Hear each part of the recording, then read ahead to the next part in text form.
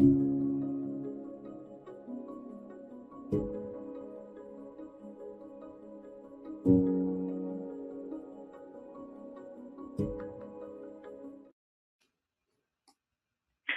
the last few days, 123 Milhas, the third largest Brazilian flight and travel platform, canceled thousands of bookings. They claim that the problem is, and I quote, unfavorable market conditions. It didn't take much for a crisis to develop, and the company came onto the authorities' radar, mainly due to selling packages with flexible dates that were not redeemed. I'm Diogo Rodriguez, finance reporter at the Brazilian Report, and this week we're going to explain what is going on with 123 milhas, 123 milhas, and the impact this case can have on the Brazilian tourism sector.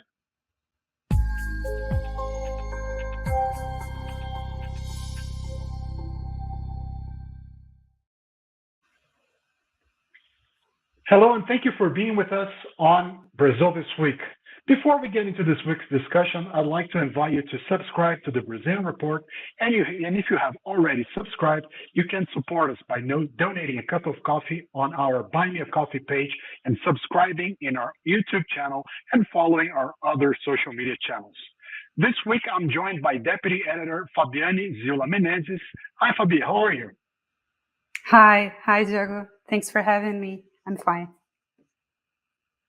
Thank you for being here. So, Fabi, what is happening with 123 milhas? Can you explain that to us? Yes, well, basically, 123 Milhas, which is one of the biggest online travel agency here in Brazil, announced that thousands of customers who bought tickets to fly between September and December this year would not get their tickets, but are reimbursed through vouchers with a premium, extra payments upon these vouchers. The company didn't provide much detail about why was taking such a decision, but the company blamed the persistence of adverse market circumstances, and which we understand that is the high interest rates and the higher prices of tickets. But I mean, the company didn't provide much detail about it. The company, 123 Milhas, is apparently facing a financial mismatch. It sold the so-called flexible packages, where you pay less, but flight dates that are not set or routes that are unorthodox and at low prices. So you pay a fee, expecting to travel between some dates or between some destinies, and which this is called so-called flexible packages. And this promo line was suspended by the company last Friday. The announcement came last Friday.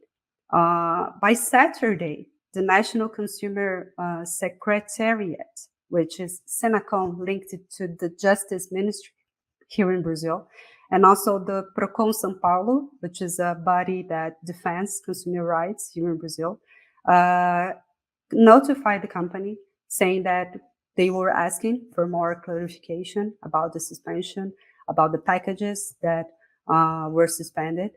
And then we saw a flood of complaints by consumers, thousands of them. We don't know exactly how much consumers were affected. In fact, Senacom, the Justice Ministry, and Procon São Paulo, and other consumer rights institutes asked the company about this, about how many consumers were affected, but they didn't disclose this information. What we have is that Reclame Aqui, which is a platform that concentrates complaints of consumers in Brazil, they have more than 170,000 complaints around 123 Milhas, against 123 Milhas. And only Monday morning, only during the morning of this kind of repercussions around the announcement, more than 1,500 complaints were registered. So we imagine that the size of the impact is huge, but we don't know exactly how many the consumers were affected. And what we see is that they don't want vouchers; they want full refund for these trips that were suspended. By the way, this is something that goes against consumer protection law here in Brazil.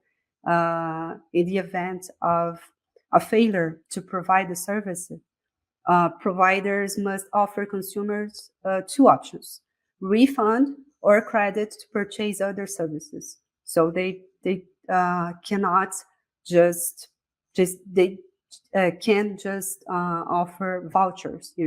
They have to offer the option for refund, and the company didn't do that. I see.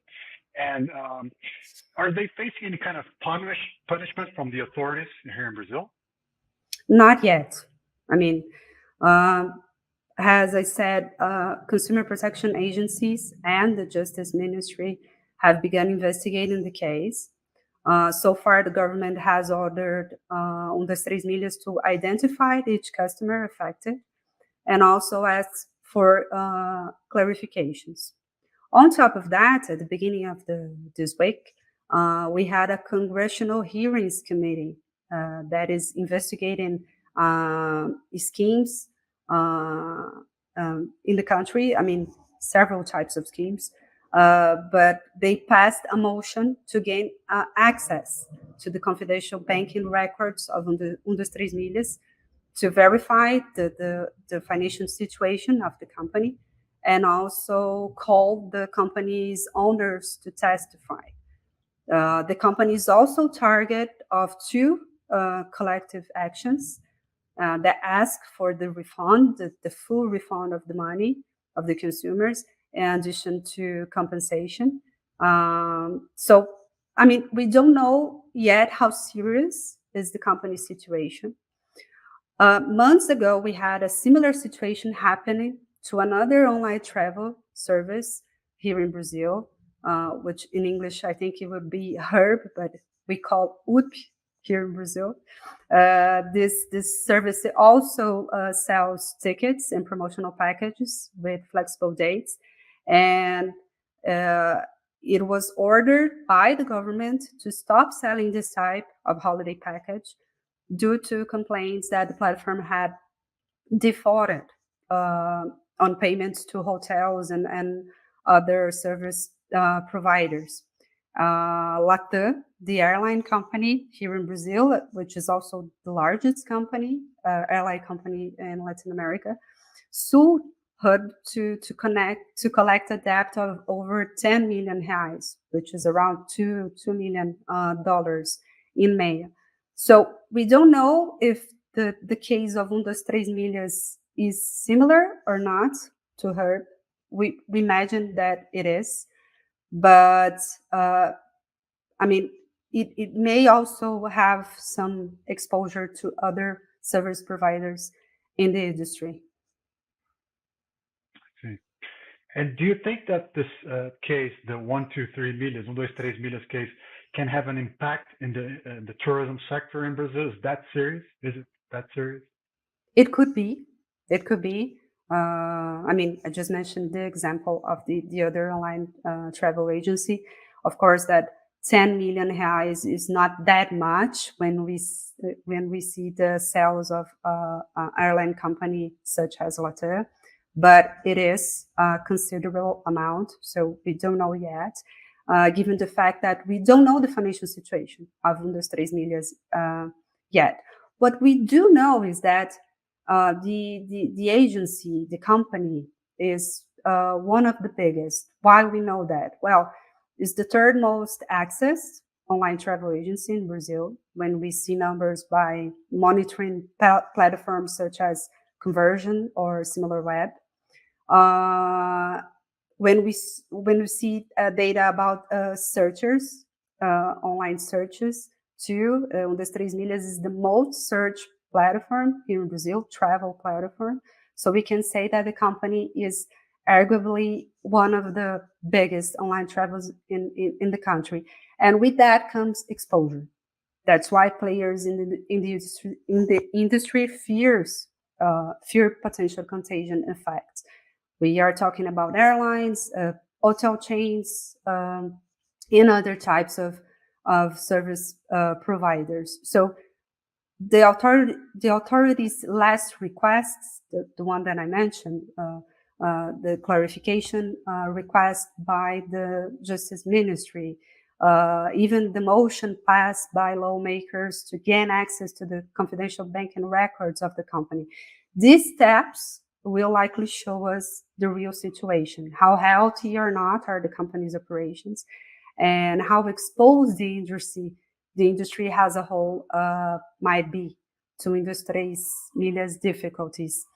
To the Brazilian report this week, when we published a short story about the event, 123 Milhas told us that the packages that were suspended or canceled, but the company uses temporarily suspended, but we know that it's canceled, represented only 7% of the company's sales during the first half of the year, meaning that they don't matter that much for the company's operations. But so why the company didn't simply refund the clients affected? It's strange. I see. And well, thank you for that, Fabi. And just before getting more into that subject, I'd like to ask our viewers to subscribe to the Brazilian Report, which is the journalistic engine behind our podcast, videos, and social media. And what you see here is just a tiny fraction of the content we produce with sharp, independent, and impactful analysis and reporting. Our newsroom has broken major scoops, such as the plot to hack Brazil's chief electoral justice and the massive diplomatic operation to solve a semiconductor shortage to equip voting machines ahead of the contested 2022 elections. If you want to contribute to independent journalism with an emphasis on independent, you should subscribe to our content. If you have already, check out our Buy Me a Coffee page and donate a cup of coffee to our reporters. You can also join a Buy Me a Coffee community to get exclusive access to behind the scenes content on how we make our journalism and stories about Brazilian culture and society. You will also get a shout out on our Explaining Brazil podcast. buymeacoffee.com/Brazilian report or flash the QR code on your screen. Now let's go back to our show. So, Fabi, with all this, we're talking about Brazilian tourism, about the fears of contagion. How has tourism been doing in Brazil so far? We've seen we're past the worst of the pandemic, the peak. So how are things right now in Brazil? Apparently, it's doing better than before the pandemic in many aspects. We can see that this in the results of the main airlines companies here in the country, for example, their results for the first half of the year show a significant reduction in losses, as in the case of Azul, or even a reversal of losses with a forecast of record net income for the end of the year, which is the case of Latam. The latest report of Brastoa, too, which is an association representing the travel agencies and operators here in the country, also shows that 60% of them, 60% of the segment, saw revenues surpassing the levels of 2019, that is, before the pandemic. So much of this rebound, and we show this in a news story by Amanda Audi this week, much of this rebound was driven by families traveling a short distance by car or bus, given the high price of airline tickets. The average price of airline tickets here in Brazil on domestic trips, for example, in the first quarter of the year, was the highest in more than a decade. So that's why families were choosing to travel short distances. Not only do due to the pandemic recovery scenario. These tickets were so expensive, but also to issues that are intrinsic with the aviation industry, which is the high price of fuel, for example. But a quite similar scenario of recovery to that we saw in 2022, for example, is happening here in Brazil. But I think that uh, this will be intensified this year, as we are seeing in the numbers of the industry, because people are traveling more frequently. Even the short distance trips are more frequent. So the sector as a whole expects a better result in 2023 than in 2022, and in some aspects, even record results. And where are people going? What are some of the favorite destinations for Brazilians right now? Well, it depends on where you look at. I mean, domestically, the big cities, São Paulo, Rio de Janeiro, are always on the top of the list of main destinations. Fortaleza, in the northeast of the country, are also among the most searched cities in several travel platforms. When we look at the data from travel agencies, for example, uh, three other cities in the northeast of the country also appear among the top five destinations, which is Maceió, Porto de Galinhas, and Porto Seguro. The travel agencies also point to some emerging destinations, places people are more interested in now. So, in this list, in addition to other beach destinations in the Northeast, we can mention Manaus in the north of the country, Campos do Jordão, the mountainous region of São Paulo, and Camboriú, which is a city on the coast of Santa Catarina in the south of the country, which is also known as the Brazilian Miami or something like that, due to the development of the real estate market in the city and the high cost of living. And talking about tourism is also talking about the dollar, which is a very common currency used to travel and to exchange. And what's the influence of the exchange rate right now in tourism in Brazil? The exchange rate is still quite high. So how are Brazilians shaping up their preferences related to the price of the dollar?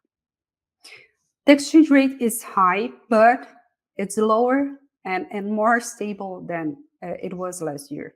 So I think that this is contributing to Brazilians to travel more. The US dollar dropped more than 5%, almost 6% against the Brazilian real this year.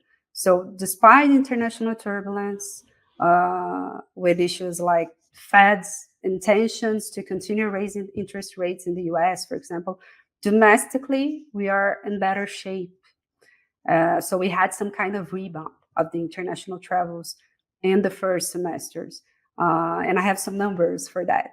So for example, the numbers from Guarulhos International Airport, which is the main terminal for international travel here in Brazil, during the first half of the year, over 19 million passengers departed from Guarulhos, something very close to 2019, when 20 million left the country through the terminal.